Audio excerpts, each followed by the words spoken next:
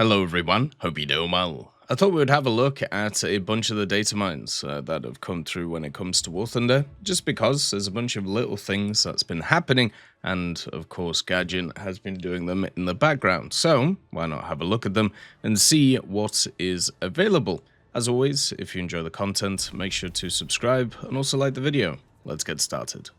So the first part of this, there seems to be two new pre-orders that are going to be coming in. They'll probably be announced today since Gaijin hasn't actually done any news items. And basically you have the USS Maryland, the BB-46, with the Fighting Mary title. And then also, not sure about the decal, but there was a new avatar which was added, which was Chester Nimitz, which is kind of interesting. He's kind of turned up. We do actually have the USS Nimitz in the game, I think, which is an aircraft carrier. Which is kind of fun. So maybe this is a way that they're going to add him in. Another pre-order is the Nelson, which of course was leaked as well. This will have the Wonder of the Seas title. So it looks like they are actually doing some pre-orders for the naval side of things for the battleships. So you can kind of give them a go. Remember, the Nelson is a part of the Nelson class. Basically, you have the HMS Rodney, which is already in the game. So the Nelson is basically just going to be a copy of that, probably slightly different armament in terms of secondaries.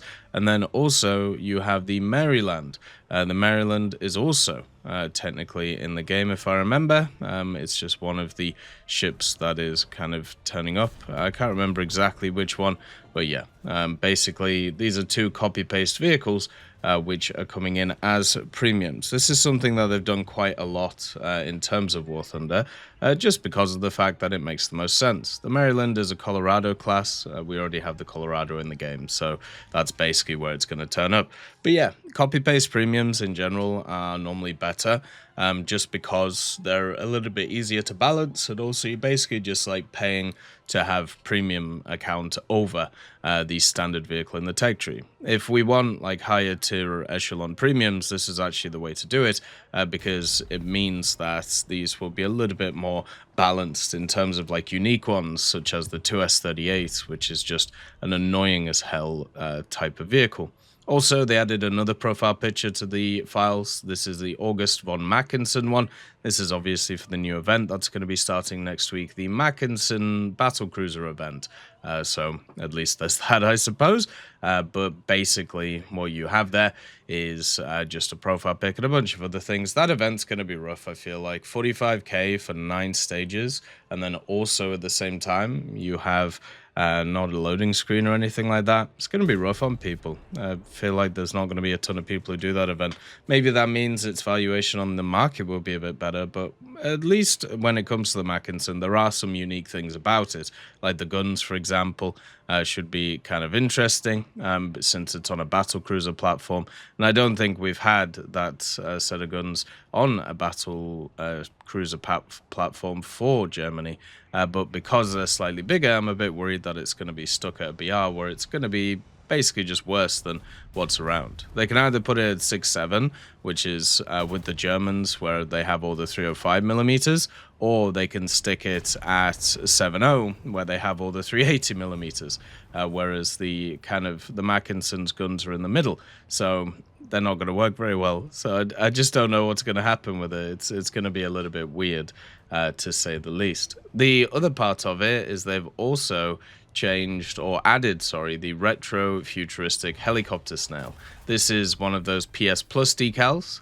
They add one in what feels like every month now, and also they updated it. So basically they brought it in and then updated it straight away with some small changes. Another decal that also got some updates is the design engineer snail, which basically they changed what was on the board of it, and also a few little factors such as color changes, and made it just nicer to kind of look at, which was really cool.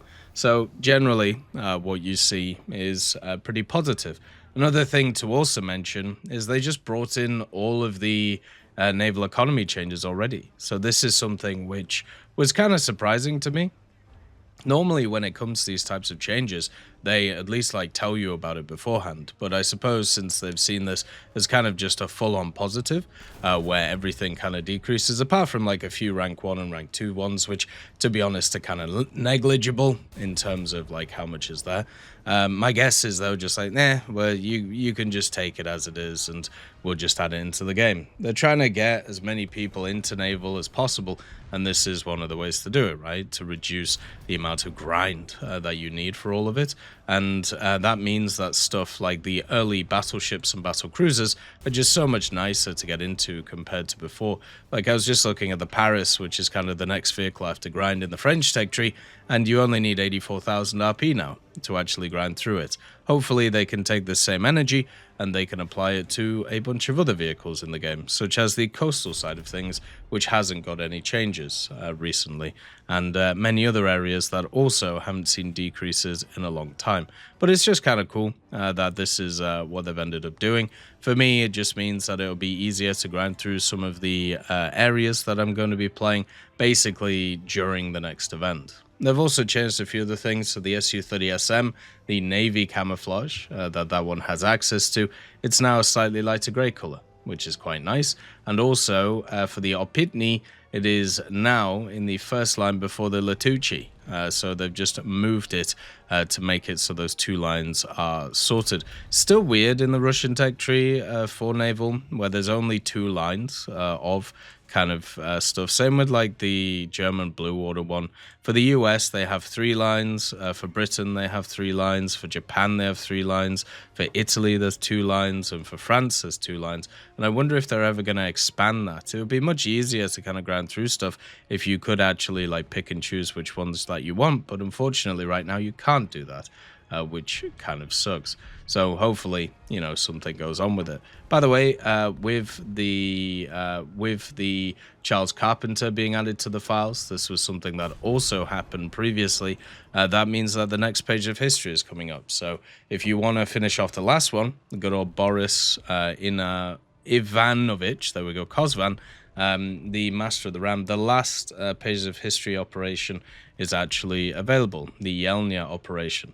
So if you finish that one and have done the rest, then you're good to go. You get the profile pick and also all of the other rewards.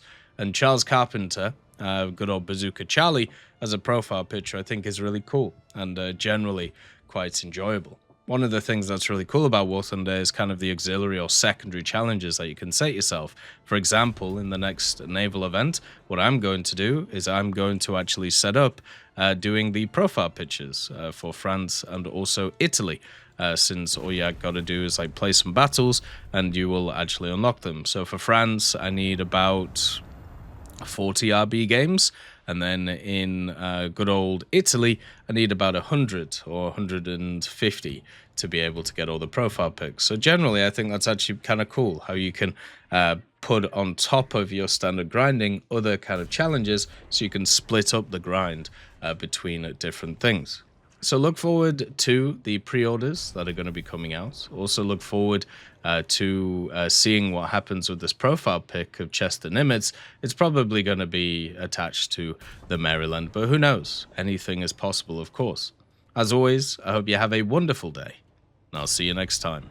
I'd just like to thank GMG Smiley, CD Beans, Chieftain Mike, EMN3 Galaxy, Tulio Pontecorvo, Brendan Quinn, Carrion Crow, Gus Irenicus, Pyman, Wartinder, Teddy, Daniel Stanton, Martinez, B. Young, Ozzy Panzer, Alan Hacker, Liam Shear, Opium Prime, Lafouche, Sem, Aslan, Uncle Bean, and Derek R.